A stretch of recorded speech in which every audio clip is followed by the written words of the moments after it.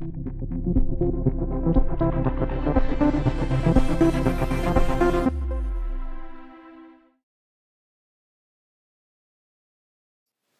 this is Chris Kellett with MuseGrid.com, and in this video we're going to be looking at forms. So we've loaded up our Aqua Explore MuseGrid template, and on the a lot of the pages we have this form sitting here. You may not be familiar with forms, so let's just take a quick look over forms and how you can modify them. So this is the basic form structure, and it's a bit like a widget in the fact that it's completely self-contained. And each of the form elements are, as we can see if we click in, separate elements, and we can click to the individual parts as well. So it's really easy to modify forms, and the first thing we'll do on this form, we'll take a look at the settings for it. So we'll click on the form, and then we'll click on the little blue icon here that brings up our settings here. Let's just switch this screen off a minute. That's for something I'm going to show you in a minute. So we've got our form here. Let's open the settings. We've got the form name, plan your visit form. I've currently got my email address in there, so we'll put, just for the time being, we'll put you at your website domain.com, and you can put a couple of email addresses in there, more than one, separated by semicolon, so your forms can go out to different people or different services.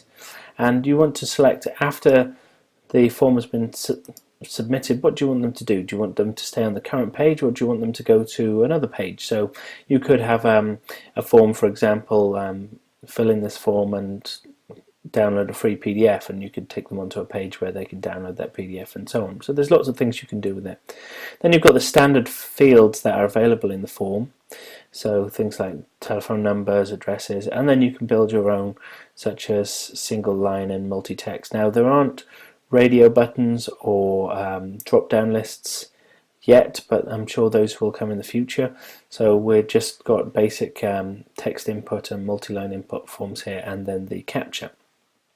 Taking a look at the capture, some people may not realize that you can actually change the color scheme of the capture, and that's easily done by selecting the capture part of the form and then clicking into the graphic and then changing the fill and text colors there, so you can get that to look how you want it. And also with the button, you can apply styles to the button, so you can see here we've got our button styles from Aqua Explore already applied to the different states, which keeps everything nice and neat. The other things that we can do is we can change the label, the text, we can change the way that the each individual form element reacts with different states, so we can have a empty state, non-empty, and so on, error, so that we can get this thread showing, which is really easy to do.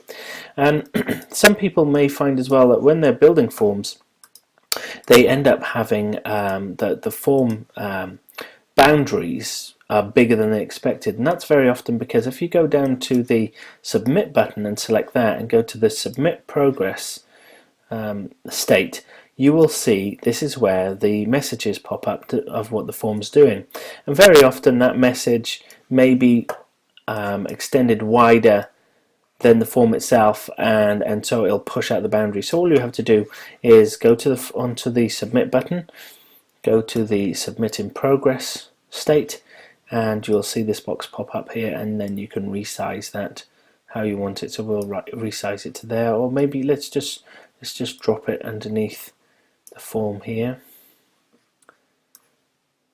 Ooh. There we go.